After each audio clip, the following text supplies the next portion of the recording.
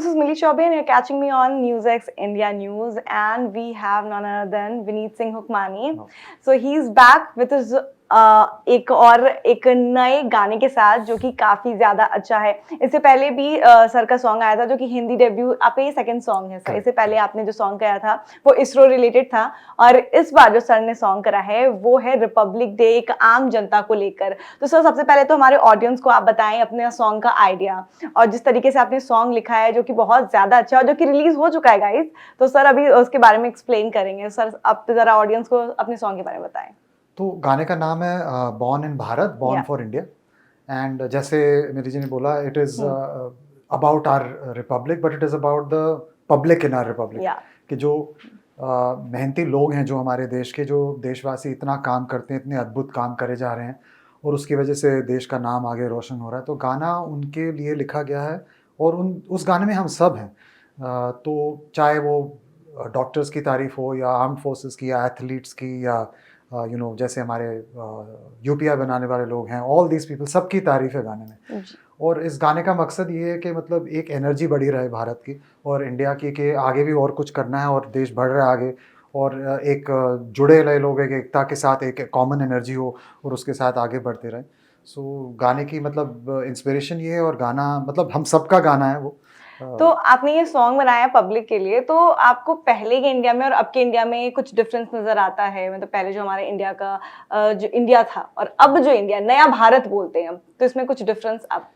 देखिए, I think जो challenges हैं ना, पहले टाइम पे अलग थे और अब अलग हैं, और जैसे जैसे टाइम गुजरता जाता है, चैलेंजेस बढ़ते जाते हैं, तकलीफ़ें और ये सब चीज़ें भी बढ़ती जाती हैं। तो इस चीज़ को मैनेज करना हर किसी के लिए मुश्किल हो जाता है।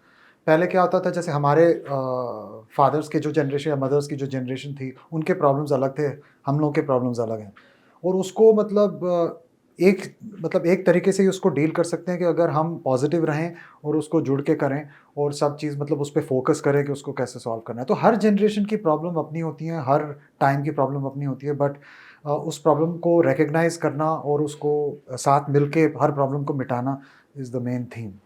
विनीत सर, आपका ये सॉन्ग देख कर के एक आइडिया तो आ गया है कि लाइक आपके सॉन्ग के बाद से जो एआई है वो चीज आपके सॉन्ग में भी कहीं ना कहीं नजर आ रही है, तो कहीं आप इस तरफ भी इशारा कर रहे हो कि हाँ, आप सॉन्ग में ज्यादा मॉडल्स के बिना भी काम हो सकता है? बिकॉज आपके सॉन्ग में जो ग्राफिक्स है, एडिटिंग है, वो काफी अच्छी है without any model and actor. तो हम इंडिपेंडेंट म्यूजिशियंस का हमेशा ना एक प्रॉब्लम होती है, विच इज़ बजट। या तो हमें वो गाना बनाना पड़ता है जो मतलब अच्छा भी हो और अपील भी करे, पर बजट भी नहीं होता। अगर कोई म्यूज़िक लेबल के साथ कर रहे हैं तो they have higher budgets.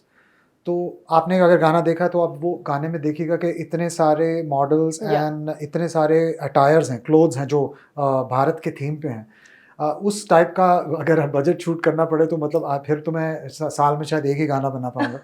But with the help of graphics आपने वो बहुत अच्छे से किया है पूरे सॉन्ग में। Thank you very much. तो उसमें एक आई थिंक एक मेन रीजन ऑल्सो ग्राफिक्स का था कि गानों के वर्ड्स पे, और अगर आप उन मॉडल्स की देखेंगे कि उनकी आंखें एक तरीके से, मतलब जिस तरीके से बहुत ही देश से जुड़ी हुई काइंड ऑफ आइज हैं।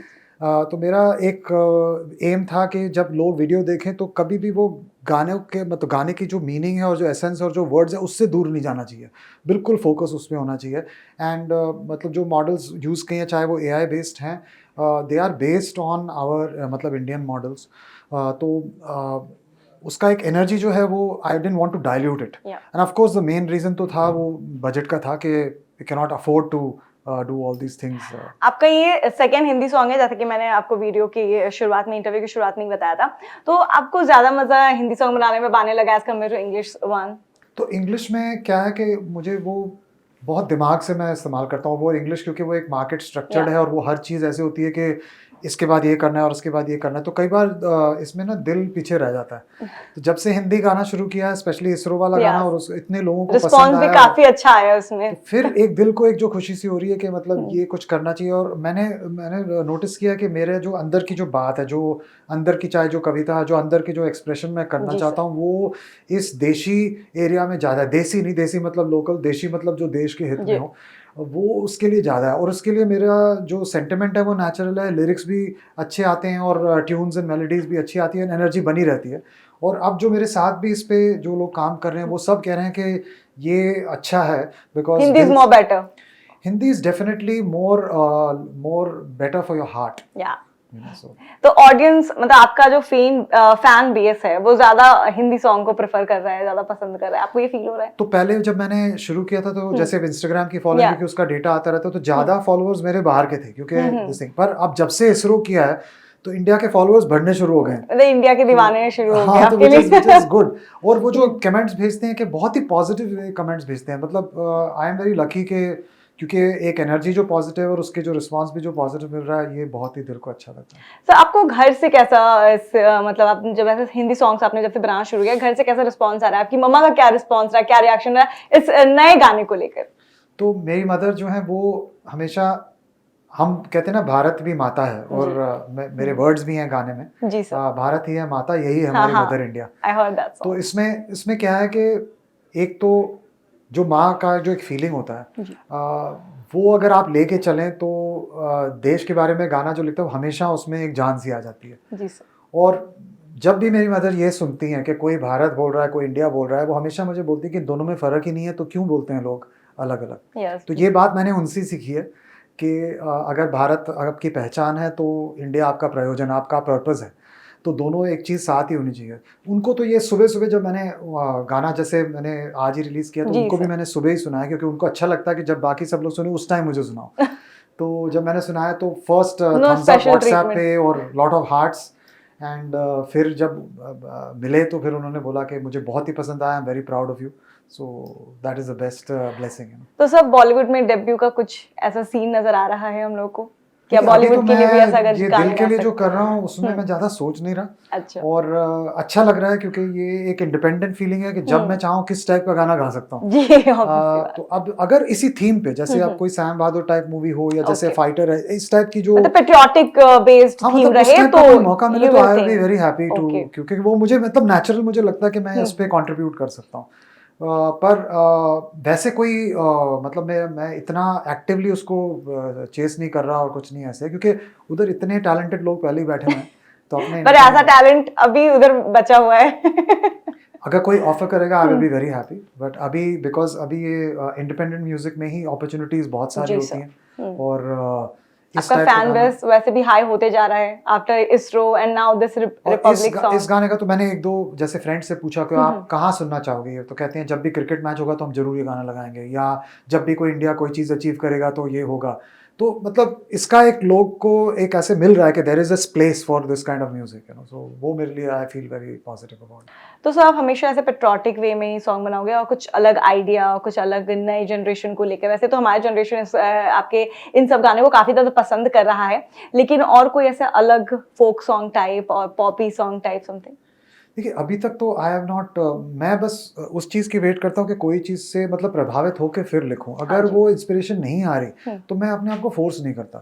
जैसे आप ही ले लीजिए, सपोज कभी आप दिन में हिप हॉप म्यूजिक सुनते हैं और कभी आप से कोई फिल्मी गाना सुन लेते हैं या कभी कोई लव सॉन्ग सुन लेते हैं या कभी शायद मे बी पेट्रियोटिक पॉप भी सुन लेते हैं। मतलब वो आपके ऊपर है कि आपको क्या चीज़ कब चुननी है। तो कभी बर्गर का टाइम होता है तो कभी बिरयानी का टाइम, मतलब पर हर चीज़ में एक्सपर्ट नहीं हो सकता आदमी। सो मैंने ये चीज़ मतलब बहुत पहले सीख ली है कि मतलब जो मैं कर रहा हूँ मैं उस पर ही कोशिश करूँगा कि कुछ, चाहे उसका मूड शायद बदले तो देश के ऊपर ही गाना हो।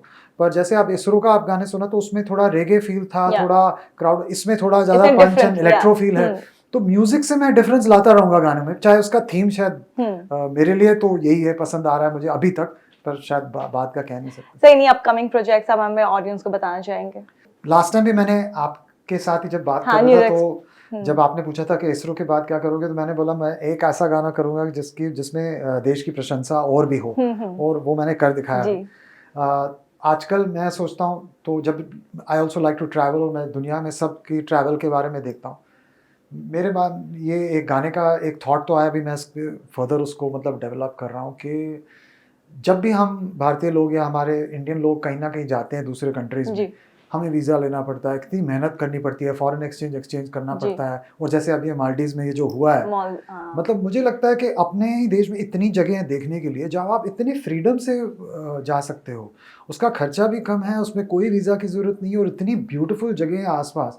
मतलब क्यों नहीं हम इसमें, अगर राही बनना है तो देश के राही बनो। जी। तो I think maybe somewhere around this theme I will try to do something, पर वो बहुत ही ट्रैवल टाइप का गाना होगा, मतलब इट विल बी मतलब ट्रैवलिंग बेस्ड सॉन्ग जल्दी आने वाला है फैंस के लिए। मतलब मैं कोशिश तो ये क्योंकि पिछली करूँगा बार भी कि आपने प्रॉमिस करा था और हाँ, बोला था, और आपको प्रॉमिस किया तो अब करना ही सॉन्ग आ गया है, पड़ेगा। और इस बार भी जल्द ही ट्रैवलिंग बेस्ड सॉन्ग आने वाला है सबके लिए। सो तो आप इंडिया में कहाँ जाना प्रेफर करते हैं? बेसिकली आप हो दिल्ली से, तो दिल्ली के अलावा इंडिया में आप कहीं जाना, मतलब कोई जगह आपकी फेवरेट, कोई सिटी, कोई प्लेस? देखिए मुझे इंडिया के अलग-अलग जगह का खाना बहुत पसंद है। तो मतलब अगर साउथ में चला जाऊँ तो फिर मुझे पहले वहाँ पे डोसा, इडली, रसम वो सब जाके खाना, फिर जाके कोई लोकेशन देखो। तो उधर से लगता है कि अब पहले इस जगह खाना पे का आ गए। प्यार। पहले खाने से प्यार है और फिर मीठे से प्यार है। मतलब कि लोग कहते हैं मेरा 1 स्वीट है, मेरा 32 स्वीट टूथ है। तो पहले वहाँ का मीठा खाओ, वहाँ के खाना खाओ। फिर मैं जाके जगह देखता हूँ। I like mountains a lot. तो मुझे एक्सट्रीम्स अच्छे लगते हैं, या माउंटेन अच्छा लगता है या फिर सी अच्छा लगता है। बीच का इतना मतलब वो नहीं है, बट माउंटेन्स में बहुत ही एक शांति मिलती है। तो I have travelled a lot of those places south में, और नॉर्थ में तो है ही अपना, राइट फ्रॉम श्रीनगर है एवरी प्लेस। और इंडिया में अभी भी ऐसा है कि जब भी कभी लिस्ट आप बनाने की कोशिश लक्षद्वीप करो। कब जा रहे हो सर? हाँ, तो अब तो लिस्ट में है, पर कभी सोचा भी नहीं था कि मतलब ये कैसे नहीं देखा हम लोगों ने। और उसके बाद एक्चुअली लक्षद्वीप का ये जो बात चली है, उसके बाद मैंने गूगल में जाके ऐसे लिस्ट बनाई कि ऐसे बहुत सारी जगह जो हमने नहीं देखी।